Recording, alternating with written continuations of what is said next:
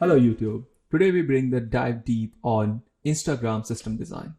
Yes, in this video you will discover how one can design Instagram-like image sharing platform during a system design interview. Instagram operates at a massive scale. For example, it has 1 billion monthly active users. Just to put that in perspective, Facebook has 2 billion monthly active users and we have 7 billion people on this planet, so that is 1/7 of the population using Instagram. And on average, a user spends about roughly an hour on Instagram on a daily basis. So we will see in this design video that how Instagram achieves all of that. But before we proceed any further, if you're new to our channel, a warm welcome to you guys. In case you are wondering that what this channel is about, so we are a group of engineers from fan companies who bring the best tips and tricks for you guys when it comes to cracking your next tech company interview. We share the inside story of what interviewers want from candidates during an interview and how candidates can deliver it. With that, let's dive right in. So in this video, just like our past system design videos, for which you can find the link in the description to the playlist, we will start off things by gathering the requirements. We will see that what essential features are in scope and what are out of scope, what are worth covering, what can be just quickly glanced over. Then we will break down those requirements down to the subcomponent level. We will see their interaction with each other and also how some of the external facing components interact with the users.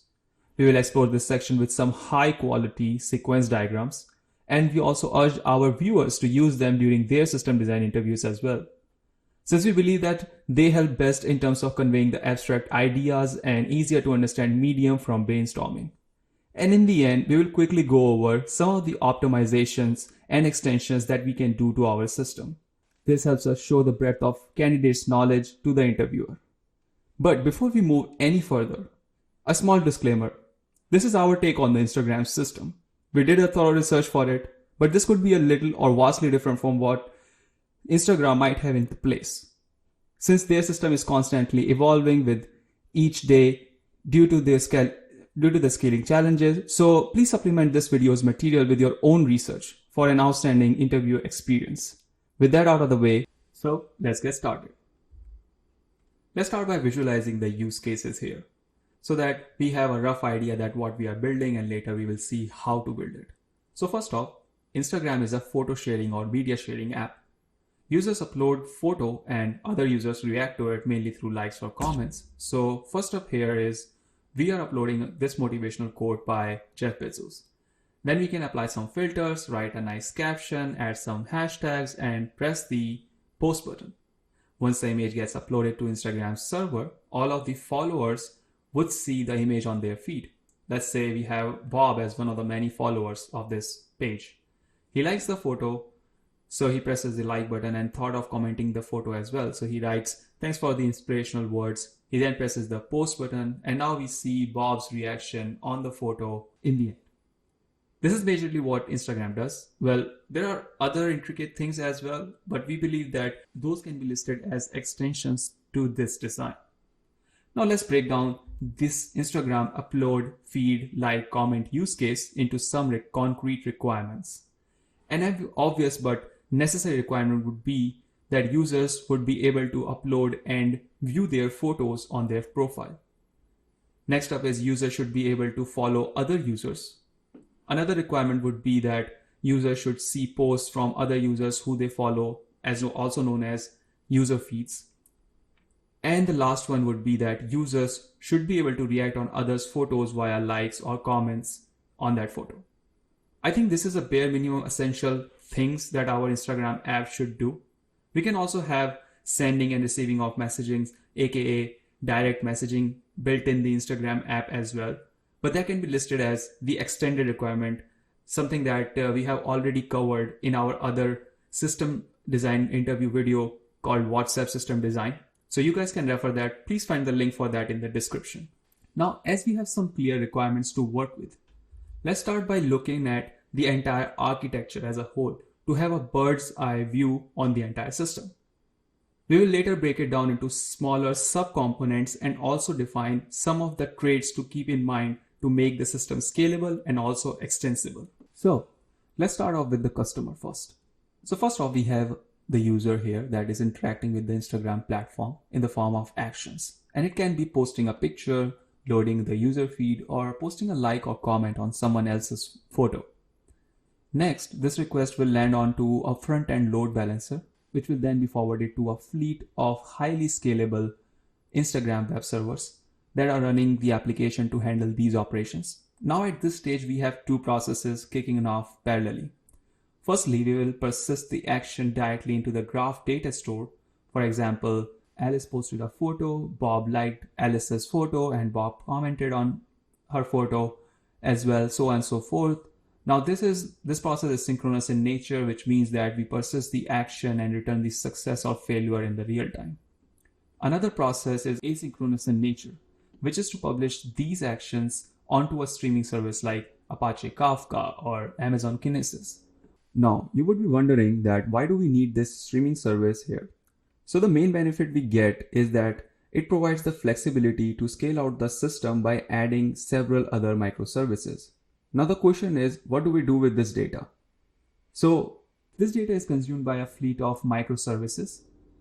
For instance, like this likes event data is consumed by this media counter service to upload the likes count of the post. Similarly, the user feed service puts the event to generate the user feeds for all the followers of Alice.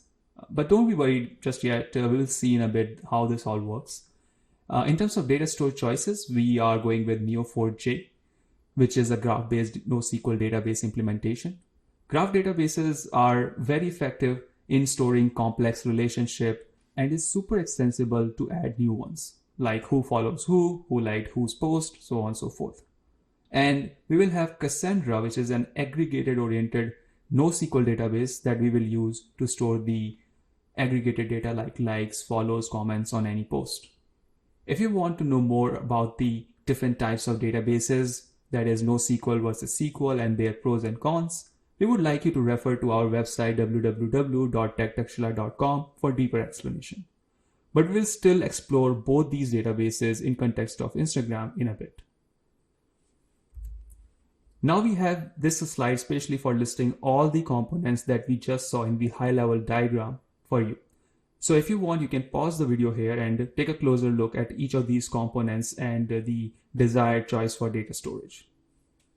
Now let's peel one more layer here and look at everything that is happening one by one. So first we have uploading the photo use case. There are two sides to this use case story. First, we have the synchronous process where user sends a post request to the post service. Then that request gets forwarded to the media hosting service to store the new image or media. Then media hosting service subsequently store the actual bytes of those photos onto a file storage. That could be anything like AWS S3 or Azure's blob storage. Fun fact, before Instagram was acquired by Facebook, they were using AWS S3 for uploading all their users' images.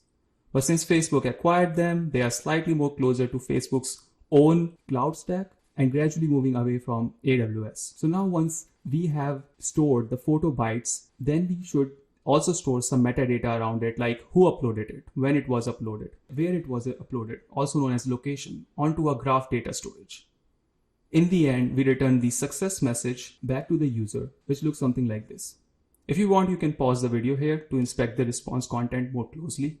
So now we can move on to the next step, which is the asynchronous part of the story.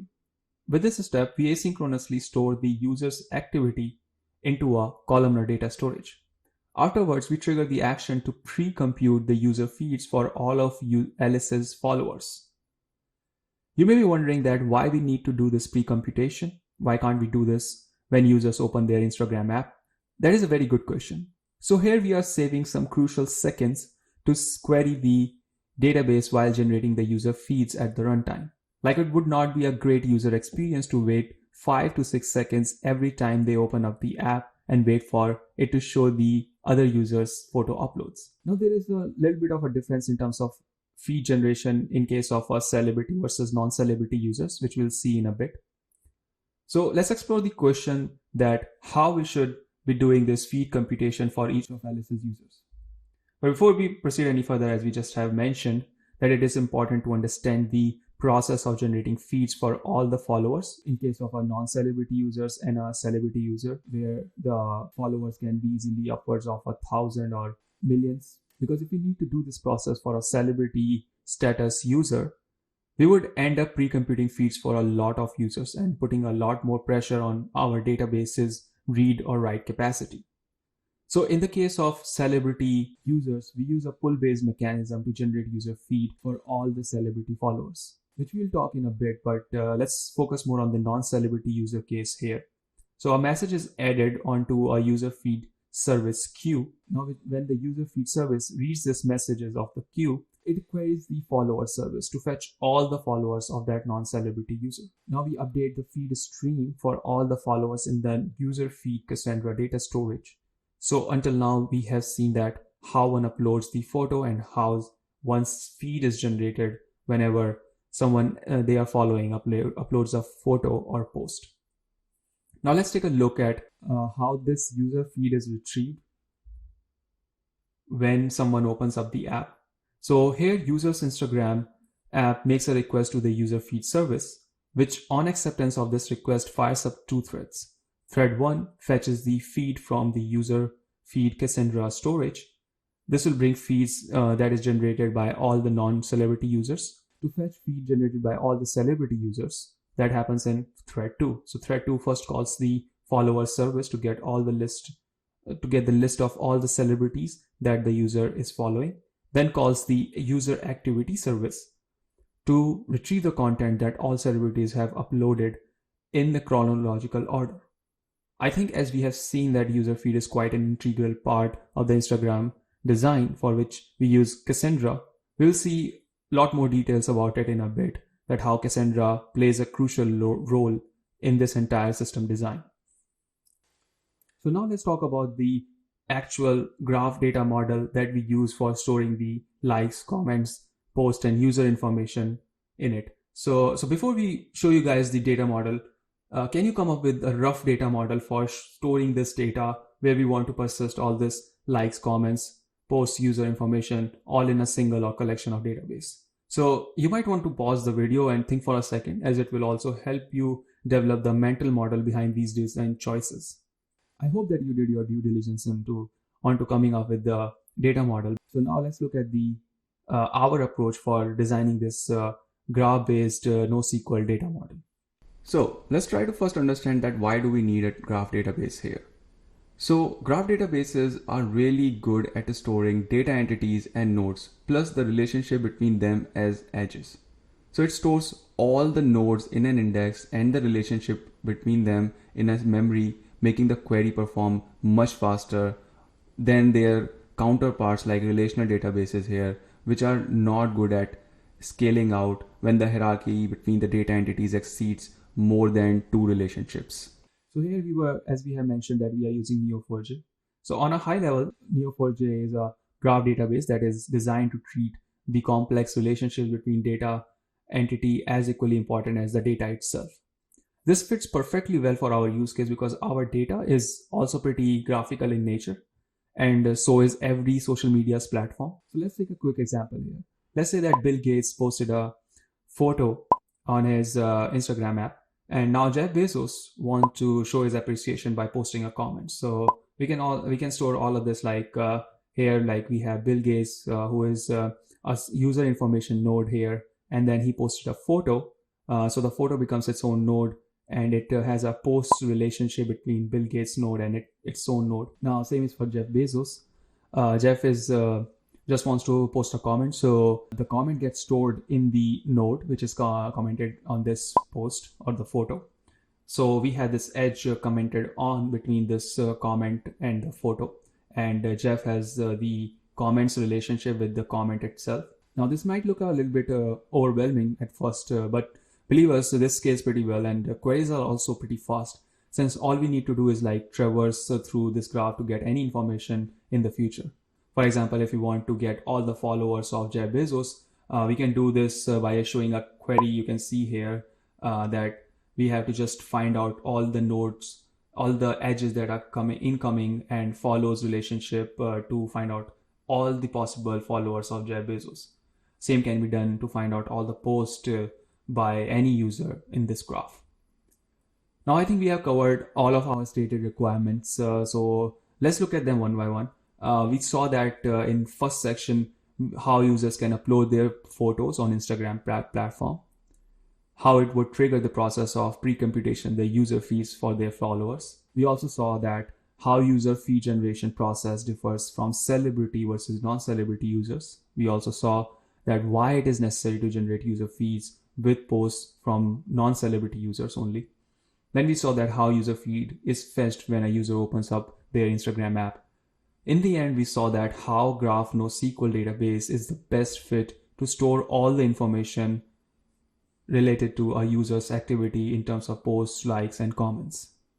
Now, let's talk about the other data model, which is the Cassandra data model here. So as we have mentioned earlier in the video, that these data stores are storing aggregated data like number of likes on a photo or feed for some user. So we will use a columnar data storage such as Cassandra here to store these data entities. For example, this is what the data model will look like for storing all the user feeds in our Cassandra data model. We have user ID as the first entity and then a list of post IDs after that. So it is pretty straightforward. This will help us save some time to show the user feed every time a user opens his or her app. Now another thing we want to mention here is like the streaming data model that we have seen earlier, which is used to pass through this streamer service. So let's explore that as well. So first of all, we have the Amazon Kinesis or Azure Stream Analytics or Apache Kafka here for collecting, processing, or analyzing data at real time. Let's take an example here. So suppose we want to record a like event. So we can send the data in this form where we have the like ID, the post on which the like is done, then the user that liked it, and so on and so forth. This is what gets used by the media counter service to track the number of likes in the end for any particular post. So you can also pause this video to quickly glance over the data models like for user, for post, and for follow to understand more deeply that how these streaming data models are getting used by the streamer and as well as the microservices which ultimately store these information in the Cassandra or columnar data storage in the end. So now as we are approaching towards the end of this video on the system design, let's take a look at some of the optimization that we can employ here. So as we have mentioned in the user feed generation bit of the system design, that we are chronologically storing all the posts that a user would be seeing by the people that he has been following. But we can improve the quality of the feed by applying some sort of machine learning to generate this feed. So let's consider an example here. Let's say that we have Bob who opened his Instagram app at 9 a.m. Then he again opened his app at 10 a.m. So between 9 and 10, he might have get like 20 new feeds for all the users he's following. So what we want to do is like we want to rank all these 20 new feeds based on what Bob likes the most or prefers the most. So now the machine learning comes to my mind to solve this problem. So two things we want to consider right now. One is to pick the correct set of features, and second is to pick the correct ML model. So please pause this video right now and think for a second if you guys can come up with a solution on your own. Alright, so I guess you have done your due diligence. So what we are looking here is that we want to learn from how one user interacts with his or her entire social network.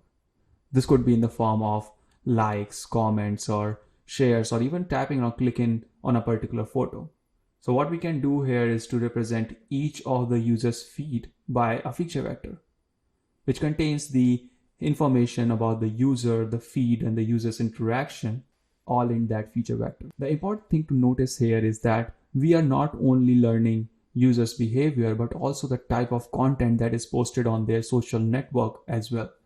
Now we can feed these feature vectors into the deep neural network, which uses multiple layers to learn from these features to optimize on events such as clicks, shares, likes, and comments in the end. Another fun fact for you guys, in this talk, VP of Engineering talks about the classical machine learning and how switching to DNN improved the performance. Please go check out this video. That's really nice and good learning that came out of that video. You can find the link in the description.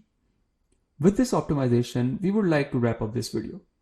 Throughout this video, We learned how Instagram helps users upload and share their photos with their followers. We saw which type of database would be the best fit for our Instagram type photo sharing platform. And in the end, how machine learning can help us generate personalized recommendation for users so that they would find relevant content much faster and easier. If you have any suggestions to improve this video or want to request any future videos, do let us know down in the comment section. We appreciate any feedback or suggestion. Also, press the thumbs button if you like the video, and also subscribe to get our future notification. Also subscribe to get the notifications for future videos. Also, please head over to our website for a deeper dive on this material and also to play around with some of the fitness exercise on this topic. With that, thanks for watching. Stay tuned. Tinder is coming up next.